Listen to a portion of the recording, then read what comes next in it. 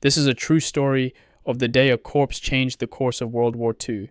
In April 1943, British intelligence officers placed the body of Glyndwr Michael, a homeless man who had died from eating rat poison, into a steel canister packed with dry ice, dressed him as a Royal Marine officer, and gave him a fake identity, fake love letters, and a briefcase full of forged invasion plans.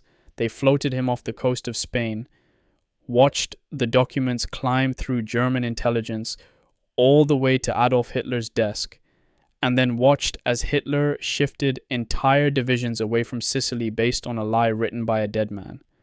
When Allied forces landed in Sicily on July 9, 1943, German defenses were catastrophically weakened, and thousands of real soldiers lived because one unknown man's body was used to sell the most successful military deception of the war. What you're about to hear was planned by a lawyer, a flight lieutenant, and a handful of intelligence officers who understood one uncomfortable truth: sometimes saving lives requires using the dead. This is Operation Mincemeat. The strategic crisis: Sicily or Greece? Let me take you back to early 1943. The Allies had just won North Africa after brutal fighting in Tunisia. Churchill and Roosevelt met at Casablanca in January and faced a critical question: where do we strike next? There were two realistic options, and both were dangerous. The first option was Sicily, the large island at the tip of Italy's boot. Control of Sicily would open the entire Mediterranean to Allied shipping, currently forced to sail all the way around Africa.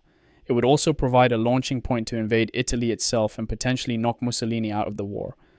But Sicily was the obvious target. Too obvious. German and Italian commanders knew it. Hitler knew it. Everyone knew the Allies would come for Sicily. The second option was Greece and the Balkans. An invasion there could trap German forces between the British-American invaders from the south and the advancing Soviets from the east. It was strategically sound, but logistically nightmarish. The terrain was mountainous, the supply lines impossibly long, and the defenses heavily fortified. The decision was made. Sicily it would be. But there was a lethal problem. If the Germans correctly guessed the target and reinforced the island, the invasion could turn into a bloodbath. Planners estimated that German forces, if properly positioned and reinforced, could inflict catastrophic casualties on the landing forces. Thousands of young men, British, American, Canadian, would die on those beaches if the defenses were ready. The challenge was clear. Somehow, the Allies needed to make Hitler believe Sicily was a feint and that the real target was somewhere else, anywhere else. Imagine being one of the planners in London in early 1943, knowing that your next decision will determine whether thousands of soldiers live or die. You can't change where the invasion happens. You can't secretly build a larger army. All you can do is lie, and make the lie so convincing that Hitler himself believes it. The birth of a corpse, from fiction to plan. The idea came from fiction. In 1939, Rear Admiral John Godfrey, Director of Naval Intelligence, asked his personal assistant, a young naval intelligence officer named Ian Fleming, who would later write the James Bond novels, to compile a list of unconventional intelligence ideas. Fleming's memo, called the Trout Memo, because it compared deceiving the enemy to fly fishing, contained 54 suggestions. Most were technical: luring German ships into minefields, false radio signals, planted rumors. But idea number 28 stood out. Fleming titled it a suggestion, not a very nice one. He wrote, "The following suggestion is used in a book by Basil Thomson. A corpse dressed as an airman, with dispatches in his pockets, could be dropped on the coast, supposedly from a parachute that has failed." The idea sat dormant for years. Then, in 1942, Flight Lieutenant Charles Cholmondeley of MI5 and Lieutenant Commander Ewan Montague, a naval intelligence officer and peacetime barrister, revisited it. Cholmondeley had been working on deception operations and believed a corpse with planted documents could work, if it was done perfectly. On February 4th, 1943, Montague and Cholmondeley filed their plan with the 20 Committee, the secretive British intelligence group that ran double agents and deception operations. The plan was simple in concept, fiendishly complex in execution. Obtain a body, create a completely believable false identity, plant forged documents suggesting the invasion target was Greece and Sardinia, not Sicily, float the body off Spain where it would be discovered, and pray the Spanish passed the documents to German intelligence. The plan climbed the chain of command. The 20 Committee approved it. The Chiefs of Staff approved it. On April 15, 1943, Colonel John Bevan, head of the London Controlling Section, went to Winston Churchill's bedroom in the Cabinet War Rooms to get final approval. Churchill was in bed, wearing a dressing gown, smoking a cigar. Bevan explained the plan and warned there were risks. The Spanish might return the body immediately with the papers unread. Churchill's reply has become legendary. In that case, we shall have to get the body back and give it another swim. He approved the operation but delegated final confirmation to General Dwight Eisenhower, the overall Allied commander in the Mediterranean.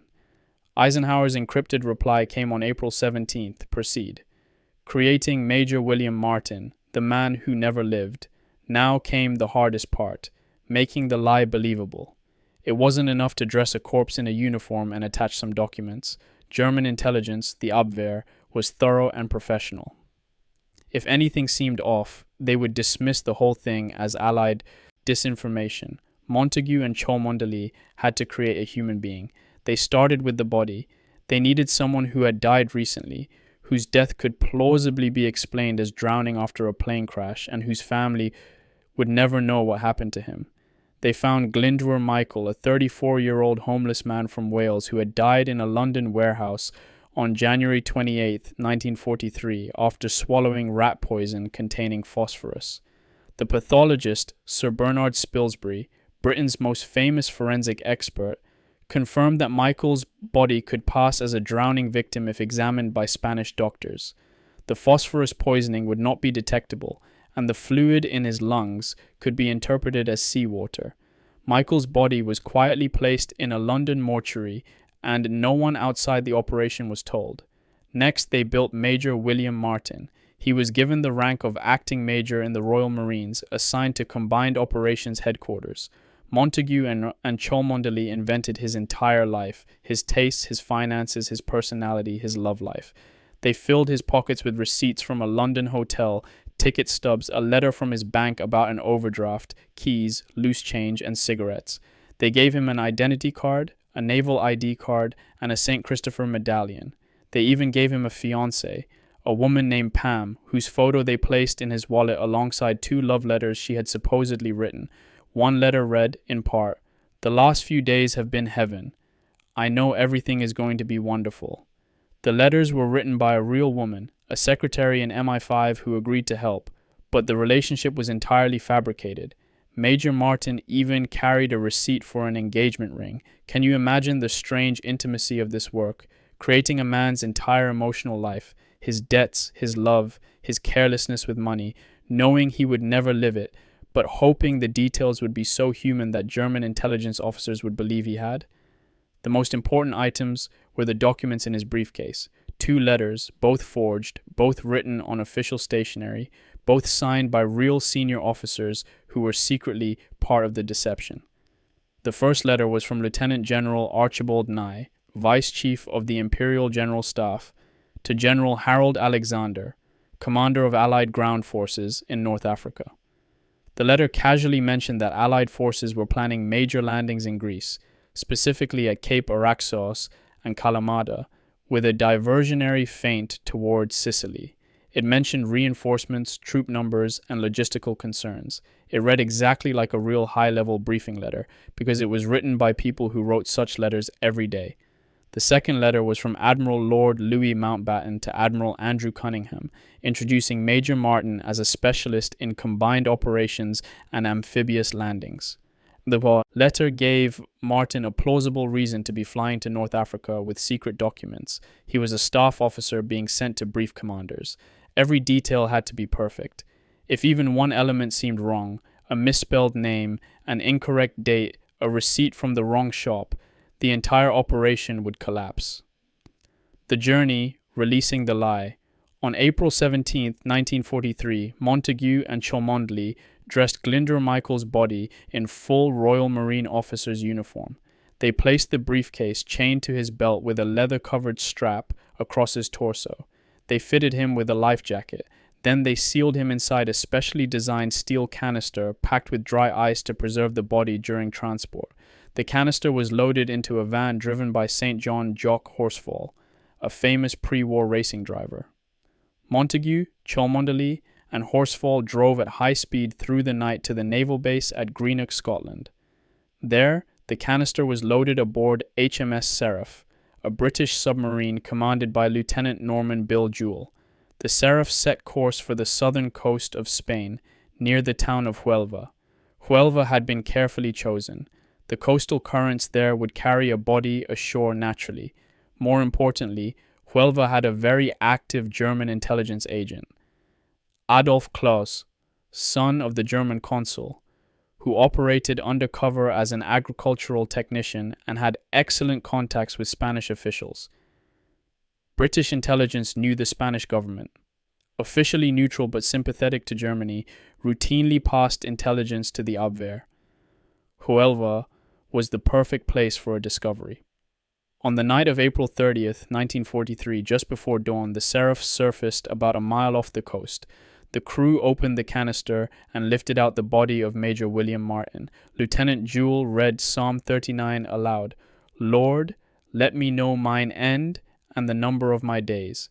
Then they gently pushed the body into the sea, life jacket keeping it afloat, and watched it drift towards shore.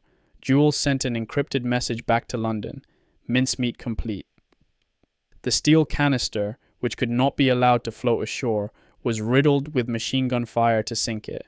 The trapped air in the insulation kept it afloat, so the crew finally destroyed it with plastic explosives.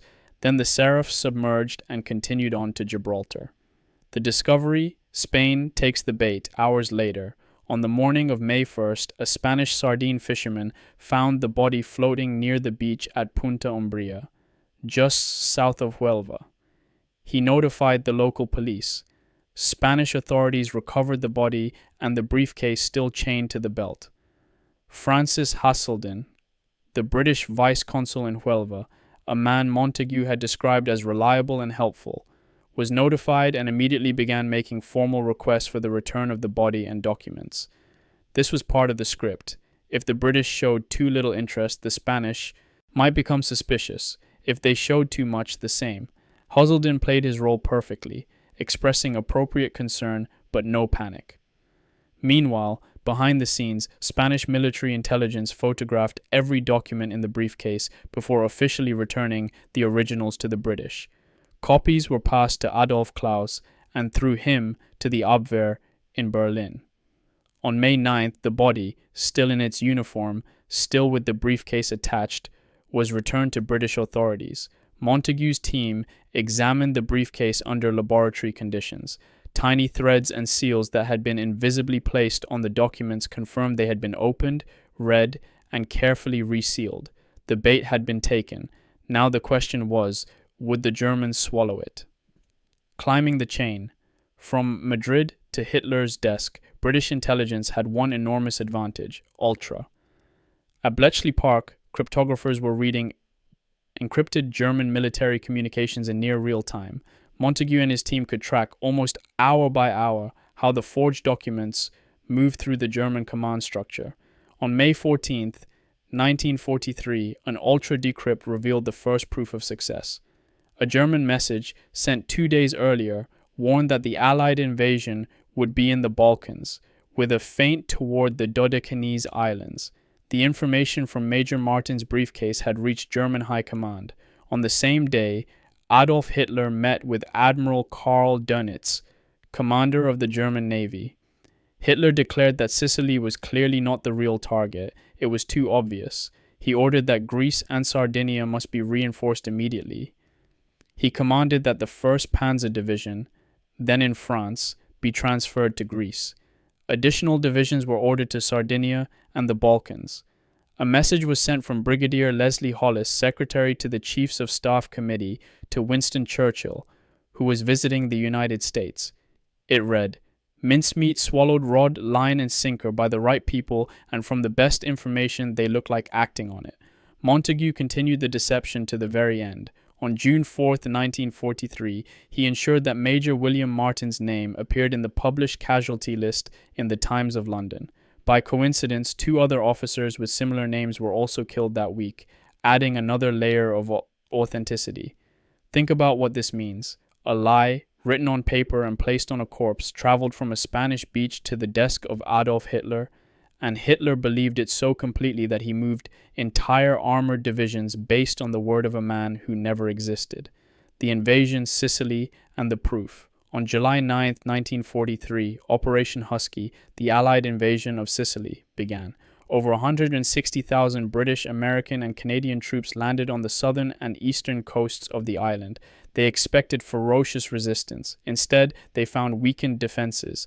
German forces on Sicily had received no reinforcements. Hitler had doubled the number of troops sent to Sardinia. He had transferred major units to Greece and the Balkans. The German and Italian commanders in Sicily were caught off guard. In just over a month, the Allies captured the entire island. The lack of enemy reinforcements proved to be the deciding factor in the speed and success of the operation. Historians later estimated that Operation Mincemeat may have saved thousands of Allied lives by reducing the strength and readiness of Axis forces on Sicily. Real soldiers, men with real families, real futures, walked off landing craft onto Sicilian beaches and lived because the Germans were looking the wrong way. They never knew a homeless man from Wales, dead from rat poison, had anything to do with their survival. Many of you have asked in the comments on previous videos, was it worth it? Does the math of saved lives justify using a dead man's body without his consent? The man behind the myth, Glyndwr Michael. For decades, the true identity of Major Martin remained classified. In public accounts after the war, including Ewan Montague's 1953 book, The Man Who Never Was, the body was described only as that of an unnamed man who had died of pneumonia. The family was never told. It wasn't until 1996, more than 50 years after the operation, that historian Roger Morgan identified the body as Glyndwr Michael. Michael had been a homeless laborer, possibly suffering from mental illness, thus living rough in London during the Blitz. On January 24, 1943, he ate rat poison in an abandoned warehouse. He died 4 days later in St. Pancras Hospital. He had no close family. No one claimed his body. British intelligence learned of his death through their contacts with London coroners and arranged for the body to be quietly transferred. Michael was buried under the name William Martin in the cemetery of Nuestra Señora de la Soledad in Huelva, Spain. The headstone reads, William Martin, born 29th of March 1907, died 24th of April 1943. Beloved son of John Glyndwr Martin and the late Antonia Martin of Cardiff, Wales. Dulce et decorum est pro patria mori. The Latin phrase means, it is sweet and fitting to die for one's country, a line from the Roman poet Horace, often quoted during the First World War. But Glyndwr Michael didn't die for his country. He died alone, sick, poisoned, in a warehouse. His country used his death. After Morgan's research was published, a small ceremony was held at Michael's grave. A new plaque was added, acknowledging his real name and his role, however unknowing, in the operation. There are no known living relatives who objected or consented. Imagine you're a family member who discovers, decades later, that your relative's body was used this way. Do you feel pride that he contributed to saving lives? Anger that he was used without consent? Or do you feel the deep, uncomfortable truth that he was invisible in life and useful only in death? The ethics, deception, death, and the greater good. Operation Mincemeat worked. It fooled Hitler. It diverted German forces. It likely saved thousands of Allied lives. By every military measure, it was a triumph. But it raises questions that don't have clean answers. Ewan Montague, the lawyer who masterminded the deception, justified it by pointing to the lives saved. Charles Cholmondeley, the RAF officer who helped design it, believed the end justified the means. Churchill approved it without hesitation. None of them asked Glyndwr Michael. They couldn't. He was already dead. But does that make it acceptable? Some of you will say yes. Absolutely. Michael's body was going to be buried or cremated anyway. Using it to save thousands of soldiers' lives was not only justified, it was morally necessary. War is full of hard choices, and this was one of the easiest. sacrifice the dignity of one unclaimed corpse to protect the lives of countless young men. Others will say no, or at least not so simply. Michael was a human being. Even in death, he deserved dignity and autonomy. He did not consent. His poverty, his homelessness, his lack of family made him vulnerable, and British intelligence exploited that vulnerability. If he had been wealthy, well-connected, or buried by a prominent family, would his body have been used this way? There's a darker question beneath it all. Does the math of lives saved always justify deception? If Operation Mincemeat saved 5,000 lives, was it worth it? What if it only saved 500? What if it saved 50? At what number does using a dead man's body without consent become unacceptable? And here's the uncomfortable truth.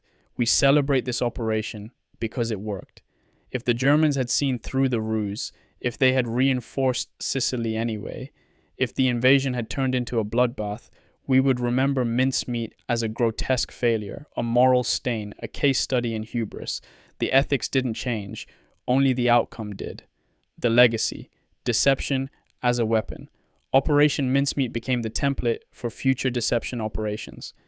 The success in Sicily convinced Allied commanders that strategic deception could work on a massive scale.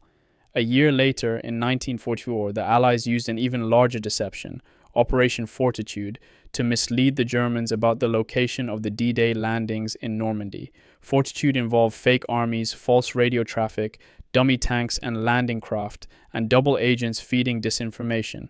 It worked for the same reason Mincemeat worked. The Germans wanted to believe the intelligence because it confirmed their assumptions. Hitler believed the main invasion would come at Calais, not Normandy, and even after D-Day began, he kept divisions at Calais waiting for the real attack that never came. Ewan Montagu was promoted and honored after the war. He wrote his memoir, gave lectures, and became something of a celebrity in intelligence circles. Charles Cholmondeley returned to peacetime life. Ian Fleming, whose not very nice idea had inspired it all, went on to create James Bond, a fictional spy who used deception, charm, and ruthlessness in equal measure. Glyndwr Michael remained in his grave in Spain, under a false name, for more than 50 years. Somewhere today, in the hills of Sicily, there are men and women whose grandfathers walked off landing craft in July 1943 and survived because German reinforcements never arrived.